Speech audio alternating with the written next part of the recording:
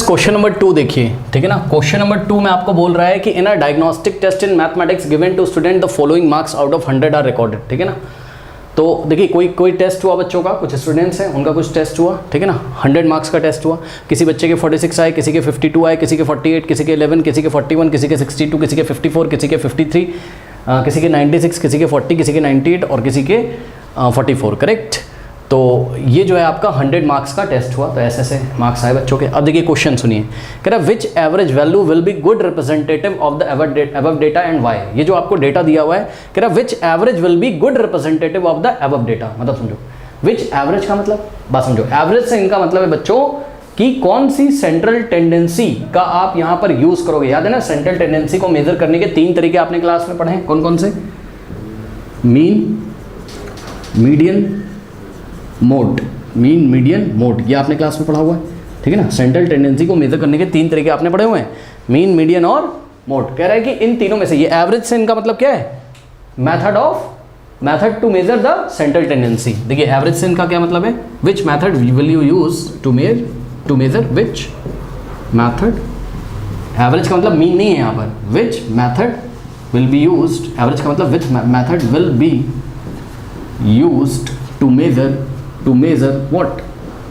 To measure central tendency, to measure central tendency, ये मतलब है क्वेश्चन में, करेक्ट।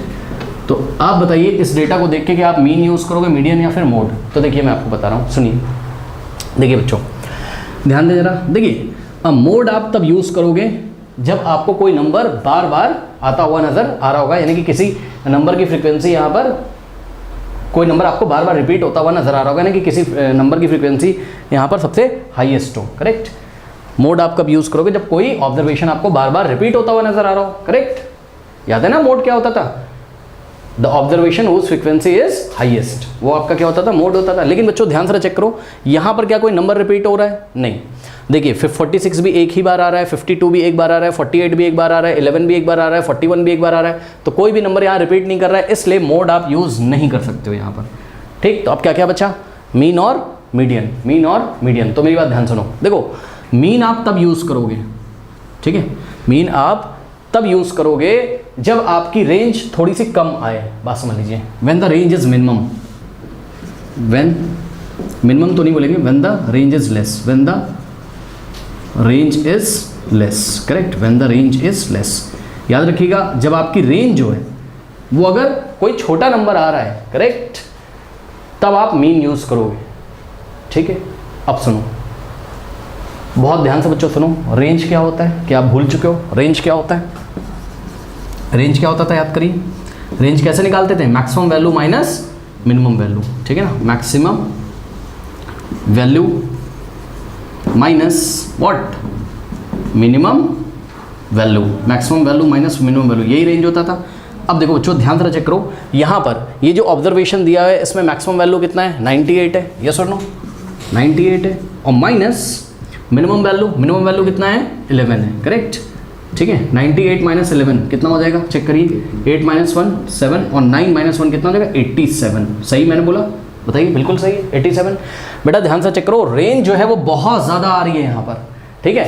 अब सुनिए बात क्या है, बात ये है, देखो जरा, बात ये है बेटा, मीन हम तब निकालते हैं जब हमारा जो एक्सट्रीम वैल्यूज होती हैं, एक्सट्रीम वैल्यू क्या होती है सुन लीजिए, ये जो मिनिमम वैल्यू होती है और मैक्सिमम वैल्यू होती है, इनको हम क्या बोलते हैं? एक्सट्रीम बोलते हैं। जैसे कि अगर ये जो डेटा है ना, अगर इसको हम असेंडिंग ऑर्डर में लिख लें, करेक्ट, तो चलिए इसको असेंडिंग ऑर्डर में बेटा पहले लिख लो फटाफट। सबसे छोटा नंबर कौन सा है बताओ? 11, करेक्ट। फिर कौन सा है? इससे बड़ा नंबर कौन सा है? चेक करिए फटाफट चेक करिए। 11 से बड़ा नंबर कौन सा है? 11 हो गया। 11 से बड़ा नंबर कौन सा है? 40, है ना। तो 40 आ गया। नेक्स्ट बेटा चेक करो क्या है? 41 है, करेक्ट, ठीक है। तो 11 हो गया आपका, 40 हो गया आपका, 41 हो गया आपका, फिर 44 है ना, फिर आपके पास क्या है? 44 है, ये लीजिए 44 लिख दिया। उसके बाद चेक करिए क्या है? हाँ 46 है, ठीक है। तो ये देखिए 46 हो गया। उसके बाद चेक करिए क्या है? 48 है मेरे ख्याल से, है ना, यस और नो? यस, तो 48 है। फिर आप चेक करिए फटाफट, 48 के बाद क्या आ रहा है बताइए? हाँ 52 आ रहा है, बिल्कुल सही। 52, 53, फिर 54, ठीक है ना। तो 52 और 53 और क्या हो गया? 54। उसके बाद चेक करिए 54 के बाद 54 से बड़ा नंबर कौन सा है?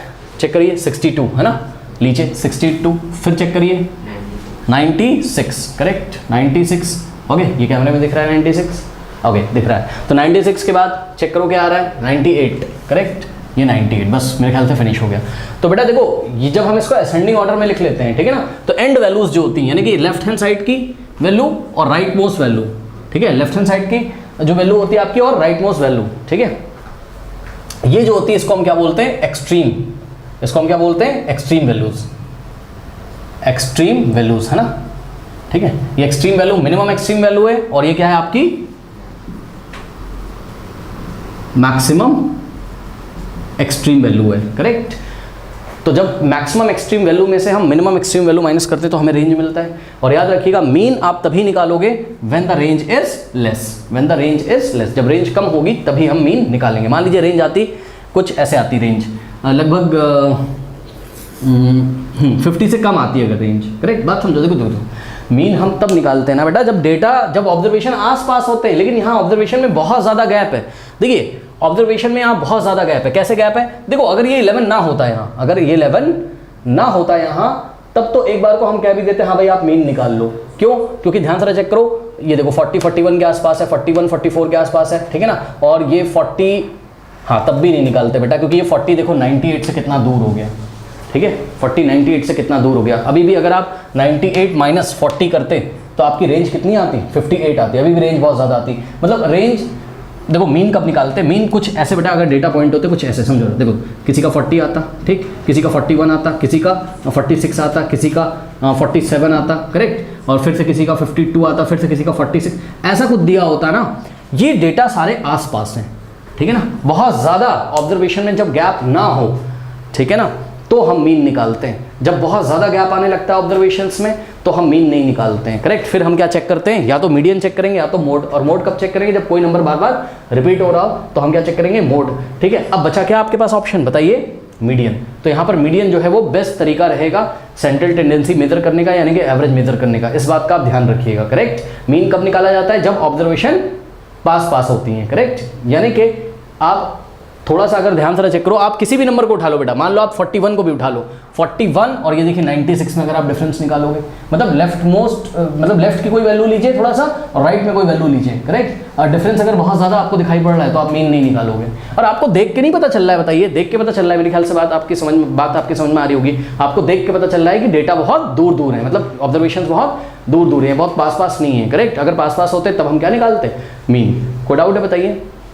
तो अच्छा बेस्ट तरीका क्या है वो हमने आपको बता दिया। बेस्ट तरीका क्या है, आप मीन निकाल लो। मीन अगर आपका बहुत ज़्यादा आ रहा है, बहुत ज़्यादा का मतलब क्या है, लगभग 50% से अगर ज़्यादा आ रहा है, देखो आप दिमाग लगाइए यहाँ पर, देखिए टोटल मार्क्स ही कितने थे, 100 मार्क्स का पेपर था, करेक्ट। अब रेंज ही इसकी कितनी आ रही है, 87, यानी कि 87 का मतलब क्या हो गया, अगर हम टोटल मार्क्स में से चेक करें तो हमारी रेंज कितनी आ रही है, 87। तो 100 में से 87 कितना हो गया, 87%, करेक्ट। तो अगर ये परसेंटेज बहुत ज़्यादा आ रही है, मतलब रेंज अगर बहुत ज़्यादा आ रही है, करेक्ट, तो आपको क्या निकालना है, मीन आपको नहीं निकालना है, तब आपको मीडियन या मोड के लिए चेक करना है। कोई डाउट है? थोड़ा सा कन्फ्यूजिंग क्वेश्चन था लेकिन मैंने आपको बता दिया। प्लीज़ इस बात का ध्यान रखिए, अगर आपकी रेंज बहुत ज़्यादा आ रही है तो आपको वहाँ पर मीन कभी भी सूट नहीं करेगा सेंट्रल टेंडेंसी मेजर करने के लिए, करेक्ट। तो ये चीज़ है, ओके, हाँ ठीक है। अब देखो इसको मैं थोड़ा सा और आपको क्लियर कर सकता हूँ एक डायग्राम की हेल्प से, ठीक है। मुझे पता है बहुत सारे बच्चे नहीं समझ पा रहे होंगे और कुछ बच्चे ये भी सोच रहे हैं क्या बकवास कर रहा है सामने वाला। जी नहीं, इतना डिटेल में मैं जाना नहीं चाहता, लेकिन मैं जा रहा हूँ ताकि आपका कॉन्सेप्ट क्लियर हो जाए। देखो क्या चल रहा है मैं आपको बताता हूँ बेटा, देखो जरा ध्यान से। यहाँ पर हम क्या करते हैं, आप जब हायर क्लास में जाओगे तो हम यहाँ पर एक लाइन ऐसे बनाएंगे, ठीक है, और इस लाइन पर हम ये चेक करेंगे कि मीन कहाँ पर है और ऑब्जर्वेशंस कहाँ पे है। मैं आपको दिखाता हूँ, रुक जाइए, देखिए मैं आपको दिखाई देता हूँ कि यहाँ पर हम मीन क्यों नहीं निकाल रहे हैं, करेक्ट।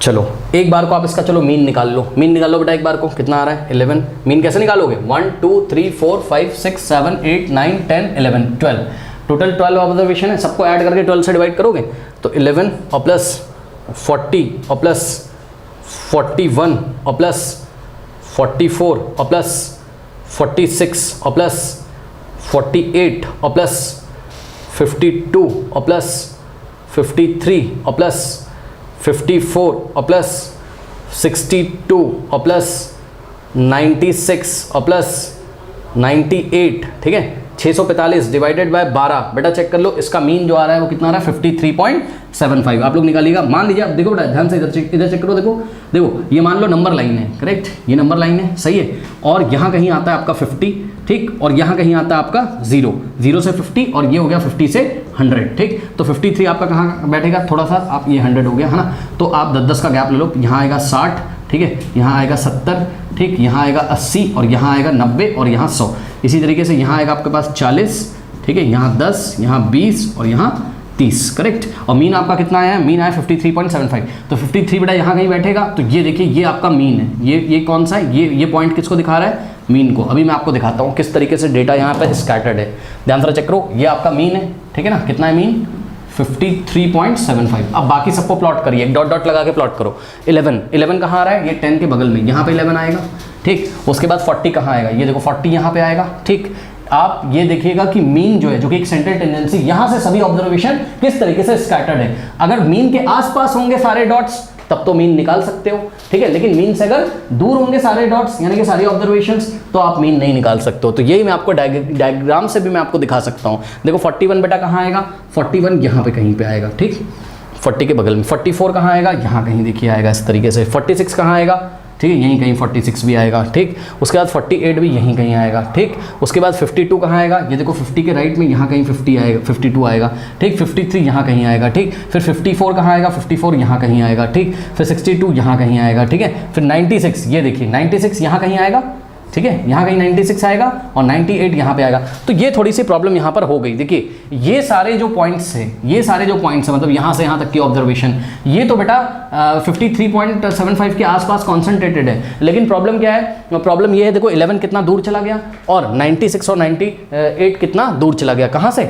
मीन से, करेक्ट। भाई सेंट्रल टेंडेंसी यही तो बताती है ना कि कौन से नंबर के आसपास डेटा क्या है, कॉन्सेंट्रेटेड है। तो 53.75 के आसपास ये सारे बीच का ऑब्जर्वेशन तो कॉन्सेंट्रेटेड थे, लेकिन 96 और 98 बहुत दूर चला गया, 11 भी बहुत दूर चला गया। अब आप ध्यान से चेक करो, अगर आप यहाँ पर 98 और 11 पे कॉन्सेंट्रेट करो तो ये दूर भाग गए, किससे, मीन से, करेक्ट। यानी कि 11 और 98 इस मीन के आसपास कॉन्सेंट्रेटेड नहीं है, करेक्ट। यानी कि मीन निकालना यहाँ पर आपका गलत होगा, और उसका कारण भी आपने देख लिया। इसका कारण तो बेटा यही हो गया कि जो एक्सट्रीम वैल्यूज हैं उसमें बहुत ज़्यादा गड़बड़ हो रही है। ये लेफ्ट मोस्ट एक्सट्रीम वैल्यू जो कि 11 है बहुत छोटी है, और राइट मोस्ट एक्सट्रीम वैल्यू बहुत बड़ी है, जिससे कि रेंज बहुत बड़ी आ रही है। तो रेंज जब बहुत बड़ी आए तो आपको मीन वहाँ नहीं निकालना। आई थिंक अब आपको समझ में आया होगा।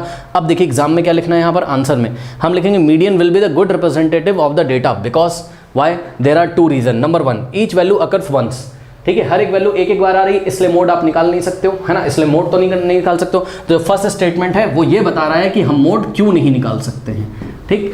और सेकंड देखिए, the data is influenced by extreme values. Influence by मतलब प्रभावित होता है, ये जो डेटा है वो प्रभावित हो रहा है किससे, एक्सट्रीम वैल्यूज से, 11 से और 98 से, क्योंकि इसका रेंज बहुत ज्यादा है। तो यहाँ पर मीन भी आप नहीं निकाल सकते हो, यानी कि median will be the best तरीका हेयर। ओके, तो आई थिंक आपको समझ में आया होगा, कर लीजिए।